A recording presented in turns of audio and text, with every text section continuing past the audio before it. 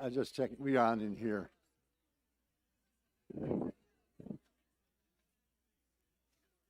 Dennis Oster. If you find a chair, we'll get started with Bible class.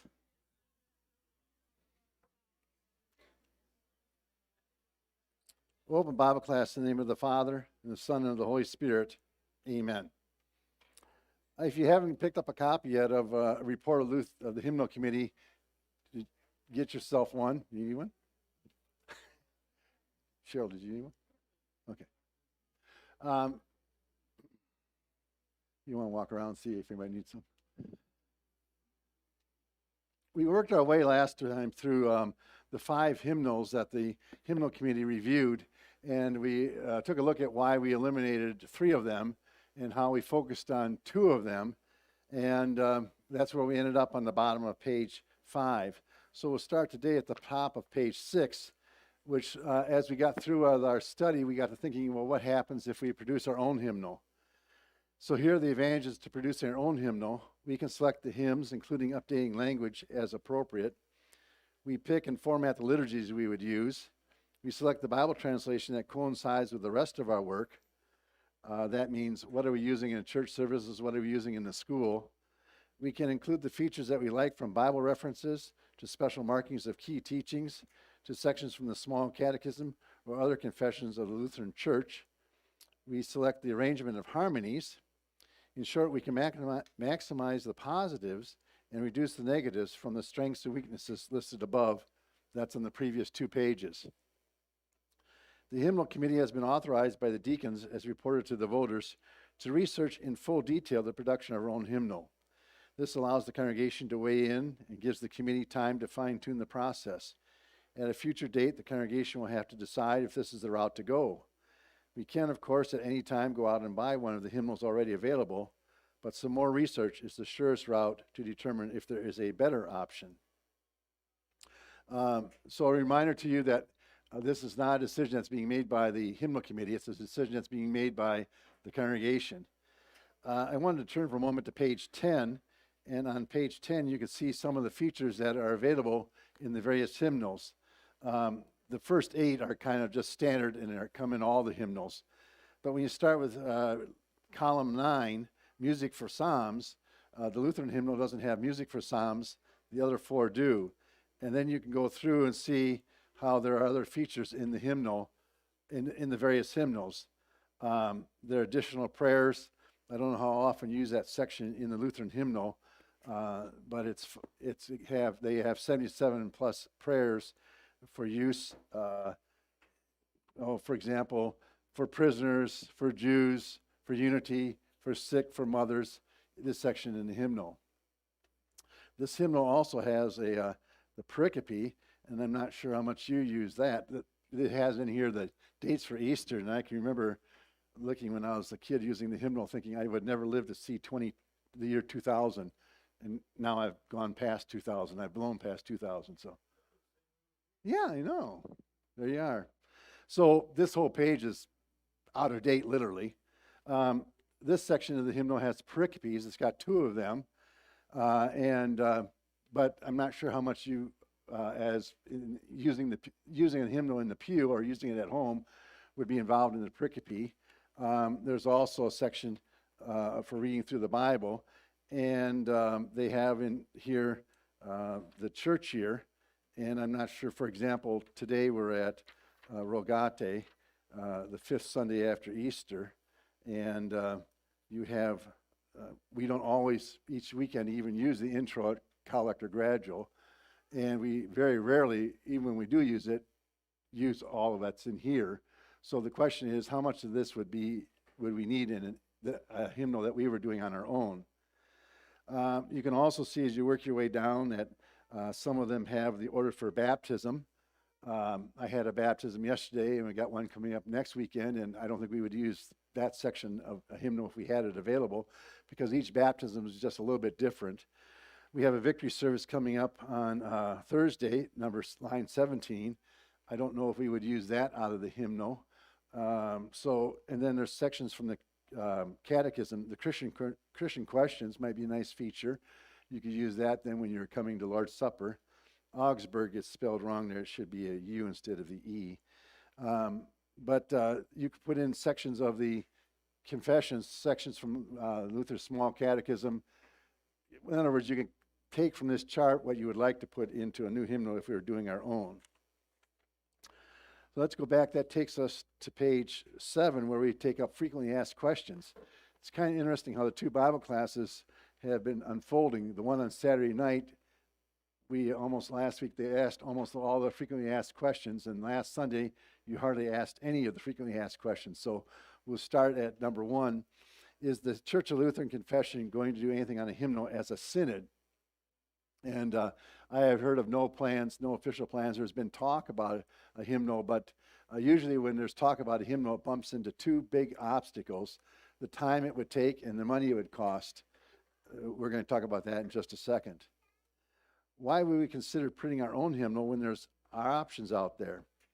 The committee realized with each of the 5 hymnals there are advantages and disadvantages, and with the selection of any one, we would be settling one way or another for something less than ideal. The committee realized that if we could do our own hymnal, we could put in more of what we want without settling. Will members of the congregation have a chance to weigh in on selecting hymns? I guess the answer is yes and yes. There'll be 2 opportunities, one early on as hymns are selected, and again when this suggested list comes out. A custom hymnal is actually the only way to reduce the inevitable loss of some favorite hymns that didn't make it into the LSB or CW21.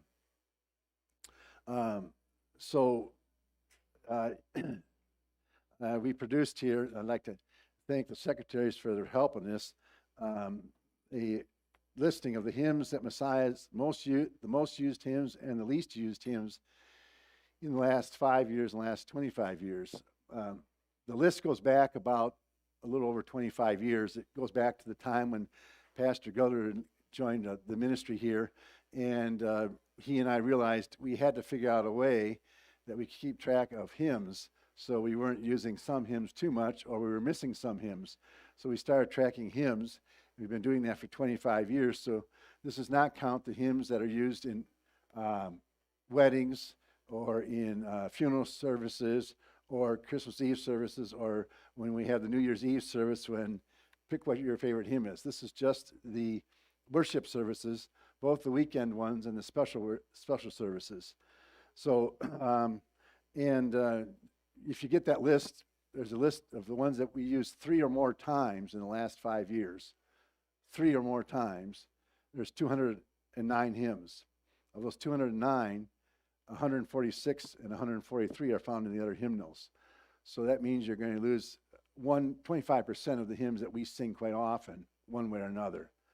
I put this together, and certainly you're welcome to take a copy. We weren't sure how many to print. You'll find it alphabetically and numerically. Did you want to you want to pick your favorite hymn? Oh, one of them, because I know you must have many. Yeah. No, just give your favorite hymn from the Lutheran hymnal would be best. Okay. So if you don't know that Chief of Sinners will I be, that's 342, isn't it? Oh, okay. So if you don't know that it's 342, you could try looking it up in here alphabetically then and see if we've sung that in the last few, and the answer is yes, we have. And it is 342 in Lutheran hymnal, and this also gives you what it is in the LSB and what it is in the Christian worship. And both those hymnals have that hymn. So that's the way you can use this particular pamphlet. If you'd like a copy, hands of those who like a copy of this particular pamphlet. Oh, okay. We weren't sure how many to produce, so if you want a copy, just raise your hand there then. Oh. I should point out on the back, too, that a reminder to you that just because Chief of Sinners OIB is found in the other 2 hymnals, it doesn't mean that all the stanzas will be there. But this should be a helpful tool to you to take a look at what we have sung and what is popular. Last night, we ran into another thing that's going to affect us, and that's the difference of opinion on hymns. So last night, one of the members in Bible class said they really like 656, Behold a Host Arrayed in White. And someone else said, I can't stand that hymn. It's too repetitious. So they're back and forth on that. One of the hymns that I can't envision an Easter going by without singing is 203, Morning Breaks Upon the Tomb. Christian, dry your flowing tears, chase your unbelieving fears, look on his deserted grave, doubt no more his power to save. But one of the members last night said they don't like singing that one. So, and that hymn, by the way, is not found in the other two hymnals. So, yes.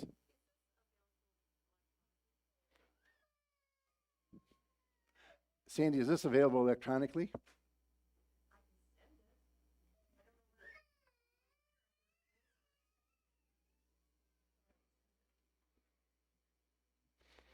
And, well,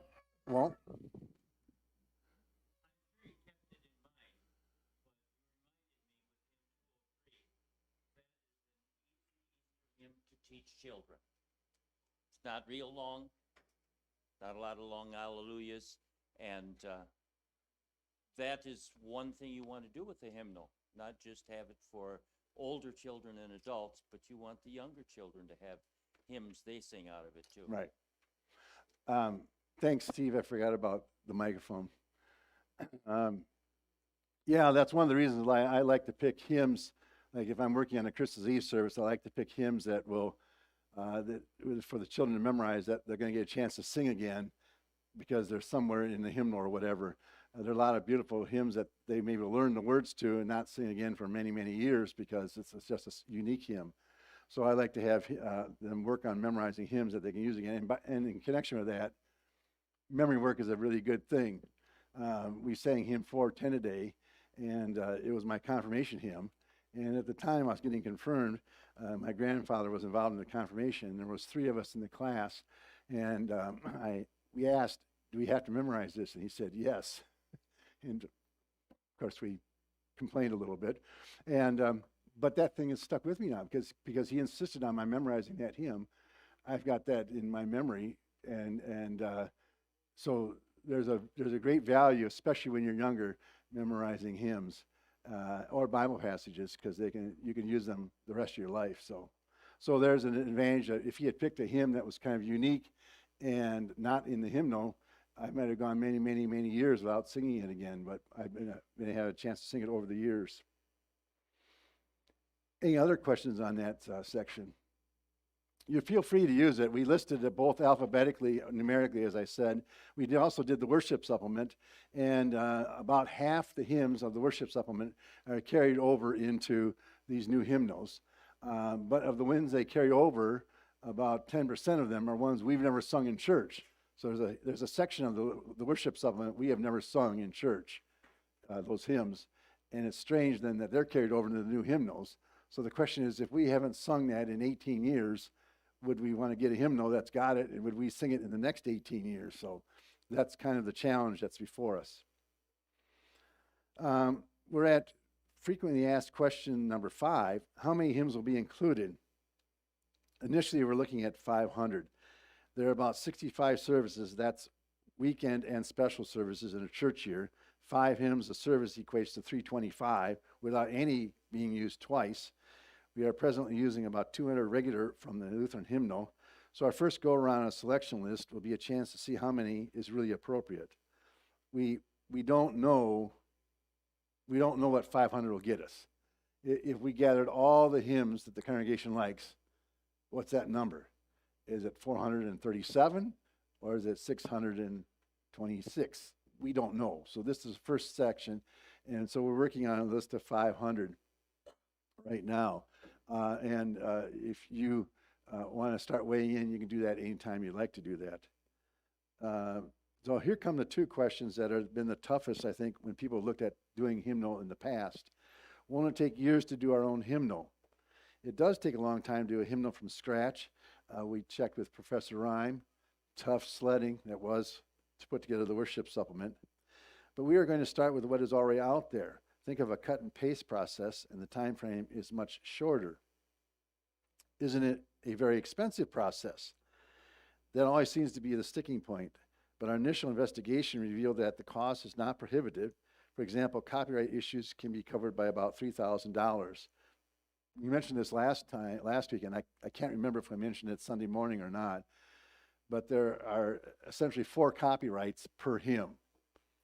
Now, I can remember a couple of those, but I better call on Dan. Steve, you want to catch Dan to give us all 4 copyrights per hymn? Now, some of these are in public domain, so then that means maybe there's only 1 copyright per hymn, or maybe there's no copyright per hymn. But Dan, what are the 4 possible ones? Text can be copyrighted. A translation of a foreign text can be copyrighted. The tune is copyrightable, and the harmonization of the tune is also copyrightable. Okay. So if we take something we mentioned this last time, that one of the priorities we have is to bring some things that update language in some of the hymns that we would like. And if you update language, if you find it already updated, that's one thing. If we update it ourselves, then that's not a copyright issue. Let's go on. So we estimate that we can cover all the copyright issues for $3,000. Getting the text ready, copy ready, is about $17,000. Printing costs for 1,000 copies is about $10,000, and for 2,000 copies, $14,000. So the estimated cost per copy for 1,000 would be $30 a book, $17 for 2,000. By comparison, cost for the LSB is $28 and the CW21 is $24. So far, it seems we can work with the proposed budget of around $30,000, which with special offerings becomes even easier to afford. This number could potentially be offset by people purchasing the hymnal. So obviously, 1,000 is where you get a decent price break. 2,000 makes it even easier. We counted the hymnals we have in church. We have 350 we're using in church. Add in about 50 for a Sunday like today, where you need some for people in the overflow. So we estimate maybe 400 hymnals needed for the church. Would parents in the school be purchasing? Possibly. Would families be purchasing? Very likely. So what's the right number to print? We don't know yet. If you print 1,000 and you later on need another 1,000, that's not a good route to go. Are there sister congregations that would be interested in getting a hymnal like this? We don't know.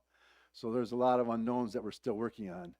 I did have a chance to talk to Professor Rhyme. I forget how many initial printing he had of the worship supplement, but they ran out. So they printed it again. And the book house has quite a few of the worship supplements still available. So there's I'm trying to work a special price for folks. $15. And if they buy today, if today and today only, it's $18. So, Prof. Ryan explained to me, well, when we did the second printing, we thought, but the demand wasn't quite there because, well, some of the newer hymnals that come out, the worship supplement was already, 15 years old. So we want to get the right number for the first printing. If we go ahead and do this, we want to get the right number so we're not going back and doing it again. Hey, Pastor, if the congregation decides they do need a printed hymnal, it is helpful to know from a cost standpoint, what would be the cost of purchasing that amount of the Worship 2021, as opposed to the numbers that we're talking about here, producing our own? Well, I didn't multiply the 2021. If I didn't multiply the $24 at $4, is that $960? $9,600. Mr. Keeney? No. You, the one who said you were going to give me grief in Bible class today. Teach you to do that to me. So I think 9,000, let's call it 10,000. So we don't know this either. Are there members of the congregation that would be so excited about the project that they'd like to donate some money to it? That would lower the cost then to the congregation itself. So we still got quite a ways to go yet. The fellow that we're working with, this is an example of his work. It would look something like so. Last night we were talking about, somebody came up after Bible class. I really like it when the hymnal has the Bible passages, so I can look those up for the hymn. So we have the opportunity, not all the hymnals have that, we have the opportunity to put that into whatever we work on. So this gives you a sample. This is just the work he did on Psalms, but it's a good binding. It's well done. We'll pass that around. You guys can take a look at it. So some of the costs we don't know is it the next step. It's important for us to get a list of hymns, because if this fellow that we're working with has got the hymn already in his word processor, I don't know what you call that thing. If he's already got that there, then that's one price to us. If he has to go create something and put it in there, that's another price to us. So getting the next batch of hymns is going to help us narrow down that particular cost. And the sooner we do that, the sooner we can come back with some firm numbers for the congregation. He will allow us a little bit of flexibility along the way. If we get to the point we want to make some changes here, we missed this one, we missed that one, he'll allow us a little flexibility, but we got to try to get as close as possible is what that list would be. We picked 500 hymns. 650 pages is about the breaking point of that, where then you start affecting the paper and so forth. So the thickness of the paper and the binding and all that stuff. So we're at 650. We figured 500 hymns. Some of them will maybe be 2 pages, but that gives us room to put in. Then what else do we put in? And then now comes the section, or do you pull out the small catechism? Do you put that in? Do you put in a batch of prayers, or do you put in, what are we doing? How many liturgies are we putting in? What liturgies are we putting in? What are we doing with the book of Psalms? That's one thing we want to work on pretty hard, is to get some workable Psalms in there. Pastor Schaller? Yeah, it occurred, well, it was told to me, somebody said,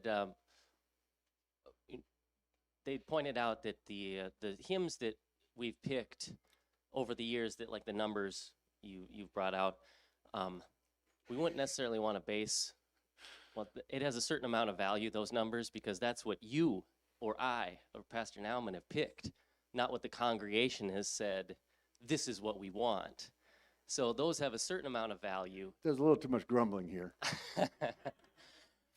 But then the other thing that we talk about, which hymns would we want to be in the new hymnal? And it's like we're going from a list of hymns that we already know, for the most part, right? Oh, no. Unless I'm missing something here. Well, I guess I left that particular detail out. So my question though We're is, starting with this hymnal, the new CW 21, and so we're getting out of there. We're getting out of there a list, and then we're comparing it to the list that we've been using. We're comparing it to the list of what would be in the LSB that we think is good. We're comparing it to the list of what we would like to update and bring in, what was missed in these hymnals that we want to bring over from the Lutheran hymnal. All right, So we're not starting with a list of the 200 that we've been talking about. so to bring in fresh hymns that are like tested, and these are likely going to be quality things that are maybe new to us, Yes. but that we're going to want. Yes. That's coming from layering other hymnals on each other and finding which ones match up. Right. Okay. Is there any other process for bringing new hymnody into? I see Heather nodding her head over there. You see what? Heather's my indicator here. She's nodding. Yes, we have. Now you got the mic. That'll teach you to nod your head. I thought you wanted it. One of the things, this is one of the things where it's understood within the committee, but I think everybody else it's not understood because it hasn't been discussed. When we came to the point in our meetings of, okay, which hymnal would you like to say Endorse. to the endorse to the congregation? No one was sold on a specific hymnal. We all were kind of like, I don't know, I maybe would choose this one, but everybody had things that we were a little bit hesitant on. But we all agreed if we could take Christian Worship 21 and only take the song portion of the hymnal, we would all be comfortable going to the voters and saying this is the hymnal that we feel would be good for our congregation. So our process now is we're using that as the base. So we have a spreadsheet with all Christian Worship 21 hymns listed. All of our committee members are going in and we're, choosing if we think this hymn is good or not. And then we have another list that takes the TLH hymns not included in Christian Worship 21, which ones of those. Then we have the same for LSB, which ones are in the LSB, not in Christian Worship 21. And then worship supplement as well. So we're covering all 4 of those. And then we've also discussed if there are additional hymn songs that we think would be good to include. So Yeah, back to the list of 200 hymns. I will admit that it's heavily influenced by hymn selections by pastors. And since I've been here 31 years, I've had an influence on that list of hymns. But I do this. I have gone to members of the congregation. At Sister Lakes, I had a rotation where I said to the members, give me 3 hymns and I'll try to work them in the next couple weeks. And I have gone to members of the congregation, so some of the hymns that I've selected, I can't speak for the other 2 pastors, but some of the hymns I've selected have actually been picked by members of the congregation. You just didn't know that. But and then the question came up too, so what if we get a hymnal that's got 500 hymns in it? How do you know that the pastors aren't going to pick 200 of the 500? And I guess what you're going to have to do is just remind us. And members come to me from time to time and say, Pastor, we haven't sung this in a while. I'd appreciate if you could work that in. So I think we have a process going forward, and then you'll get a chance to look at that particular list and say, oh, have you thought about this hymn or that hymn? I don't see this one on the list. So I think you're going to get an awful lot more input than you got when they put these 2 together here. They didn't consult us at all when they picked these hymn lists. So. They got it. Aaron? Jim also asked me to mention that you can suggest hymns that are not necessarily in the hymnal. Yes. Walt, did you have your hand up? Yes. Are you on next, Jim? No, but I'll volunteer somebody. You want volunteer Walt.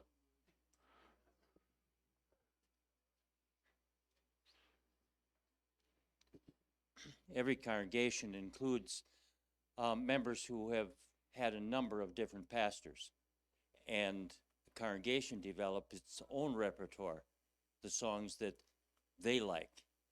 And a new pastor comes in, it's very difficult to determine what that repertoire is. And I appreciate your efforts to do that, because I remember at least one time when I picked a hymn that I particularly liked that I thought they didn't know, and then to make up for it, the next one was one I was sure they could really sing. Of course, it was just the opposite. Yeah, the one I didn't think they knew, they sang like crazy, and the one I figured was an old favorite, they stumbled around on. So it's hard to tell what a congregation's repertoire of hymns is. Yeah. There was a couple at Sister Lakes I knew that they were kind of like what you would call congregational hymns. I think one of those here is Guide Me, O Thou Great Jehovah. I mean, that's my estimate. So from member response and stuff. And when I select hymns for a weekend, I always try to pick at least one very familiar hymn. I try to pick what comes after the sermon. I try to make it match up with the sermon. And then I try to pick one that maybe would be halfway not familiar, halfway unfamiliar. So, and then end with a hymn that would close the thoughts for the day.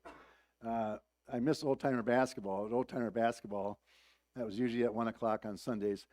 I got graded on my hymn selection for the day. So, and Don Brandt was usually brutal. So,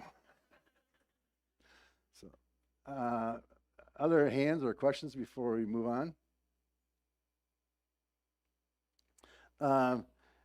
Did want to cover on the pages 8 to 9, the question had been raised about should Messiah have hard copies of the next hymnal, and the hymnal committee considered this, took it to the deacons agreed with us, and so right now we're making a recommendation on the top of page 9 For these reasons, the hymnal committee and the board of deacons recommend that we have printed copies when we move forward with a new hymnal, whether we buy one or develop our own. You'll see some comments there from Professor Rhyme on his thoughts regarding the value of having a book in your hands, and you'll see some from Heather Thompson, our past music teacher, on the value of having a book in your hands. That's the recommendation that is coming from the hymnal committee and the board of deacons. Any thoughts there? Just a reminder, we do have that book rolling around. It's a book of Psalms, but it's just to inspect the binding and quality of work of the company that the hymnal Right. committee is. So in case you're wondering why that book is being tossed around, it's just so you can inspect the binding and the quality of the book, that sort of thing. We think he did a nice job of clear copy, easy to read, the paper and notations, and so microphone to Pastor Nauman. There might be some value in noting that there aren't any hymns that are going to be totally lost to us no matter what we come up with, because we purchase a blanket copyright license, and we right now reproduce some hymns in the hymnal or project them with copyright licensing, so no one has to worry that their favorite obscure hymn might never be available to be sung, because it would be, most likely. Some other comments? Dan or Aaron, do you have anything on the process? Isaac? My assumption going through this so far has been that this hymnal will become the new main hymnal, but not entirely replace the 1941 or the supplement. I mean, we have a ton of them. I'm sure they'll still be kicking around here if people want to look through those old hymns. Sure. I mean, you can have those hymnals certainly for your personal use too. I don't think the plan would be that they wouldn't be in the pews, but as Pastor Nauman said, we could pick something out. If something from the Lutheran hymnal didn't make it into it, we can pick it out and print it and sing it just like we're doing now with some hymns. Usually I think it's Pastor Nauman that's picking some hymns from someplace, but we can do that still with anything from the Lutheran hymnal or the worship supplement. So I want to remind you that we put together frequently asked questions because these are the ones that we had to kick around in our committee. And but if you've got some, we really want to hear what you have to say. Aaron Durst is our chairman. He's been writing down comments so we can address them in future meetings. And this is the last of on the hymnal committee report for now. Doesn't mean we won't have one in the future. And you can surely talk to any member of the hymnal committee. They're listed on the back there of the pamphlet, and talk to any of them anytime about any of the questions. Pete? This is probably not right on topic, but I was noticing Prof. Rhymes' comments in there about having the value of a hymnal, and I wanted to share something that Prof. Dummer told us in SEM. We're used to having the hymnal with most of the lyrics within the bars of the music, right? So, and then the leftover stanzas get stuck at the bottom in verse form, just like you see them projected on the front of the wall. And I remember Prof. Dummer pointing out some of the old hymnals, the little tiny ones that fit in the palm of your hand. Yeah, there you go. There's no music in them. Right. They're just the verse form. And he pointed out that when you have that, and I discovered it true of myself, I tend to focus more on the words there than on the words of the verses that are stuck between the bars of the music, because I tend to, start singing tenor or bass and looking at the notes, and I forget what I'm singing. Just an observation about our tendencies. I do like the idea that having a hymnal in your hands is a really important sort of prompt in a lot of ways. Yeah, I find myself using the hymn book rather than the projector because sometimes there's a structure to the hymn that you'll miss if it just comes stanza by stanza, but then you have to go back and see it all at one time. So another feature that we saw in one of the hymnals was that when they had references to when there was a stanza on the Doctrine of Trinity, it had a triangle. So I was talking to a couple of my girls and said, I really like that idea, and I thought that for the doctrine of objective justification, we could put a globe there, and for the doctrine of verbal inspiration, a Bible, and for doctrine of baptism, Dad, you can't put that many diagrams in there. But I thought that was kind of a nice way for our young people to be reminded of these teachings that going with these stanzas. One thing that I thought, because I'm at St. Stephen now, and we do use the LSB, and one thing I thought that was really nice about that they did is the beginning of it, the pages are numbered, and then the hymns start up with what would be the next page number. And I like that because I feel like it makes it easier to find certain things than. Yeah, what she's referring to is turn to page 35 in the hymnal. Now, do you mean page 35 in the front, or do you mean hymn 35? So I think on the committee, we've already figured that would be a really good way to handle it going forward. It's just one numbering system throughout the hymnal. Not to contradict, with the, not you, the, as far as like having the music in the hymnal and stuff, I think especially if there's going to be like different harmonies, like some of us that are like, 50 years older or older have been doing these harmonies all along and stuff. And so I think if we're going to change the harmony, if we're going to have to change, having it printed out is really necessary because I know sometimes like if there's accompaniment or something that doesn't match what's in the hymnal, then you just sound really awful and not everyone can do the melody because the range, these hymns are really Well, some high. of you are limited that way. Others of us are not limited.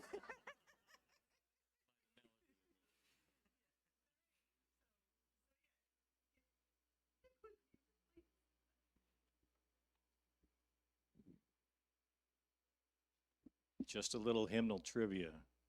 If you start the hymn numbers after the succeeding page number, you're going to get to hymn number 666, the number of the beast from Revelation.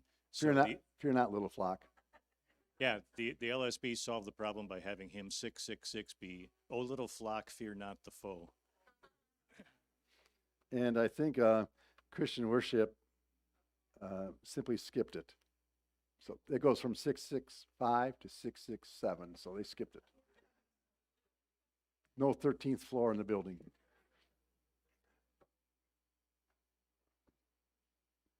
Maybe you've already addressed this, and it's a simple question, but if we're including hymns from all sorts of different hymn books, they won't necessarily have the same numbers that we learn them as a child. That's so correct. I would have to memorize a new number, correct? Yes, you would. Okay. But the advantage that you're memorizing is you have a whole lifetime ahead of you to use the new numbering system. Others of us only have a brief life.